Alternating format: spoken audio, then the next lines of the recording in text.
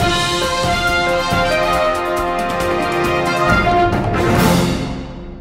assalamualaikum warahmatullahi wabarakatuh, keluarga Mas Indonesia dimanapun Anda berada, salam sejahtera untuk kita semuanya. Jumpa lagi dengan Godfather bersama rekan-rekan di The Godfather Channel edukasi Mas pertama di Indonesia. Kali ini Godfather bersama teman-teman akan membahas tentang harga emas ya.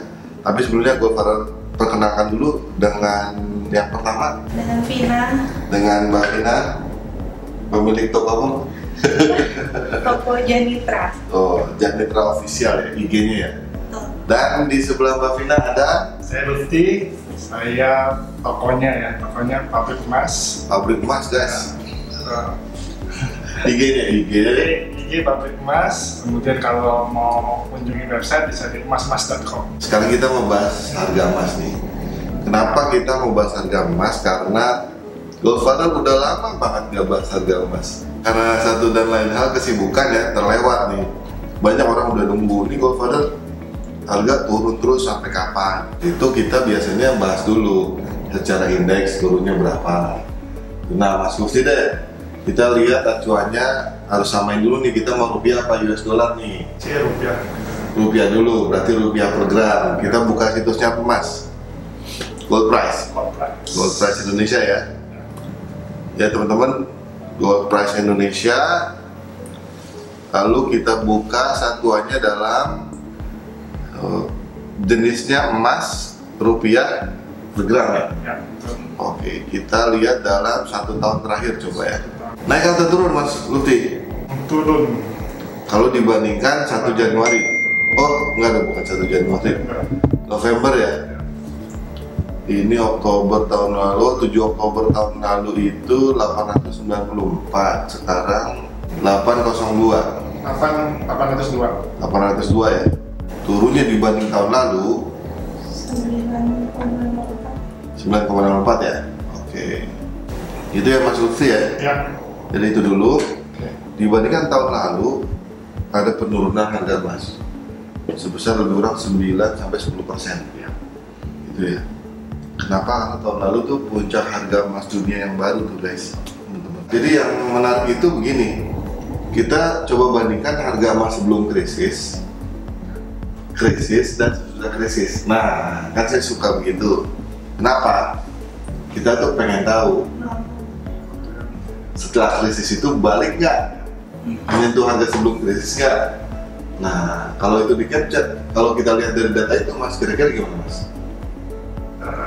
Setelah krisis, harganya udah balik lagi belum? turun tapi tidak seperti sebelum krisis. Masih lebih rendah sebelum krisis ya. Nah itu kan saya udah cek beberapa krisis sebelumnya tuh, 98, 2008, yang sekarang ini belum balik lagi sih ke harga sebelum krisis. Kan harga sebelum krisis masih 600 ya, 600-an gitu ya. Iya, masih awal-awal jualan emas tuh. 600-an. Nah, sekarang belum balik ke 600 lagi. Nah, kalau ini udah 3 krisis nih, udah begini terus nih. Penyebabnya kenapa nih sekarang turun nih, Mbak Vina? Karena COVID. Karena COVID kenapa? COVID udah mulai mereda gitu. Oh, COVID udah mulai mereda. Gitu kan? Perekonomiannya kan udah mulai pulih. Investor lebih beralih lagi ke saham atau instrumen lain yang lebih menjanjikan bagi hasil yang lebih tinggi, emas mulai ditinggalkan. Oh iya, jadi itu teman-teman, sumbernya dari Janitra official. Jadi menurut Mbak Vina, harga emas sekarang turun itu karena perekonomian sudah mulai pulih akibat COVID-nya sudah mulai bisa teratasi, gitu kira-kira ya. Dan kalau perekonomian sudah mulai pulih, orang nyari instrumen investasi yang imbal hasilnya lebih tinggi ketimbang emas. Apakah di bisnis, di saham, atau ada yang Bitcoin biasanya. Gitu loh kira-kira ya. Kita belum bahas di Bitcoin dan emas ya. Berikutnya ada isu apa lagi nih? Tapering off. Jadi biasa kan ini belajar juga dari kasus yang krisis 2008 lalu. Begitu ada krisis kan The Fed ngeluarin cetak uang lagi tuh, quantitative easing. Nah, begitu udah cukup, dirasa cukup, mereka mengurangi tuh cetakan uangnya. Dia ya, kalau cetak uang tambah banyak, inflasi terjadi, emas naik. Cetak uangnya dikurangin, inflasinya relatif agak turun. Harga emasnya juga turun, melandai gitu. Tapi sebelum kita lebih lanjut, tadi mengacu ke yang Mbak Vina bilang, mencari imbal hasil yang tinggi, kita juga perlu lihat tabel yield obligasinya Amerika.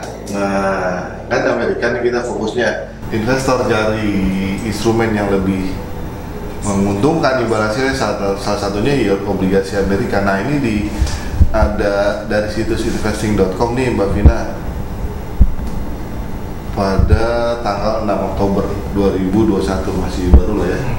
Ini disebutin nih, harga emas turun Rabu 6 Oktober di Asia di tengah penguatan dolar AS dan imbal hasil Treasury Amerika Serikat. Fokusnya juga akan tertuju pada laporan pekerjaan AS terbaru yang akan dirilis pekan ini. Intinya begitu dari berita itu tuh. Dan yang menarik adalah penjualan produk emas Perthmin ini salah satu pabrik emas kali ya, pabrik emas yang besar di dunia, adanya di Perth, itu naik 83% ke level tertinggi sejak April 2021. Dan Bank Nasional Polandia membeli 100 ton emas untuk cadangannya di tahun 2022.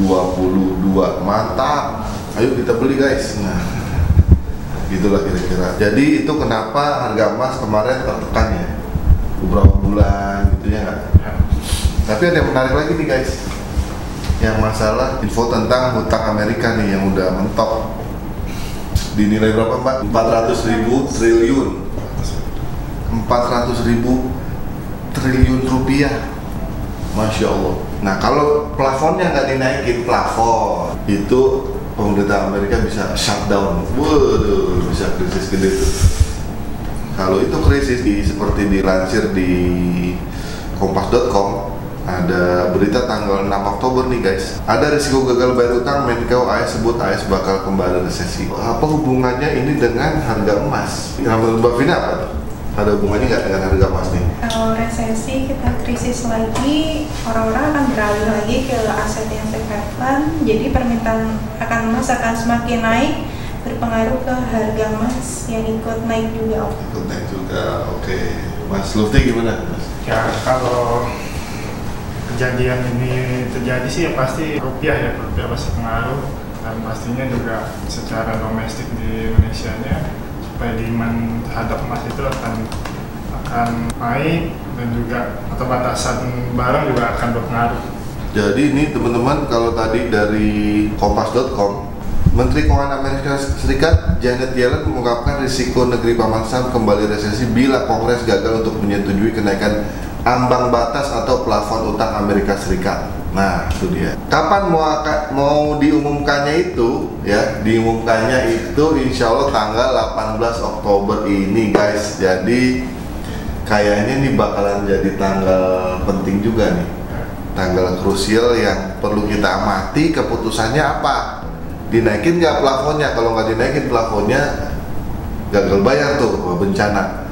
Ada tenggat waktu hingga 18 Oktober, bila tidak bakal terjadi bencana yang diakibatkan karena tak membayar utang pemerintah, sementara kita berada pada posisi keterbatasan dana untuk membayar itu. Nah, seperti dilansir dari CNBC Rabu 6 Oktober 2021. Nah, makanya ini Presiden Joe Biden minta Kongres untuk menaikkan ambang batas utang pekan ini. Begitulah kira-kira. Jadi kalau nggak dinaikin ambang batasnya, mereka bisa terancam gagal bayar, krisis, harga emas naik lagi. Tapi kita nggak tahu guys, kita hanya mengumpulkan informasi aja, kami tidak memastikan, betul nggak?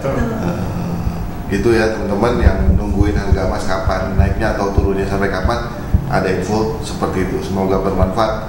Kira-kira kalau ada pendapat lain boleh silakan tulis di komen. Sebelum saya tutup, Mbak Vina ada yang mau sampaikan? Kita kalau emang udah siapkan dana untuk investasi, tidak melihat pergerakan harga naik atau turun, kita tetap konsisten, karena kan memang emas itu investasi jangka panjang yang akan menjaga kita jangan terpengaruh apapun, tetap kita lakukan. Mas Lutfi silakan. Boleh jadi di luar sana banyak sekali isu-isu ya, dan juga kebijakan-kebijakan yang sangat mempengaruhi pada harga-harga masuk komoditas, salah satunya emas. Jangan khawatir, yang penting kita udah tahu berapa porsi yang ada dalam keuangan kita yang kita sisihkan untuk kebutuhan masa depan kita.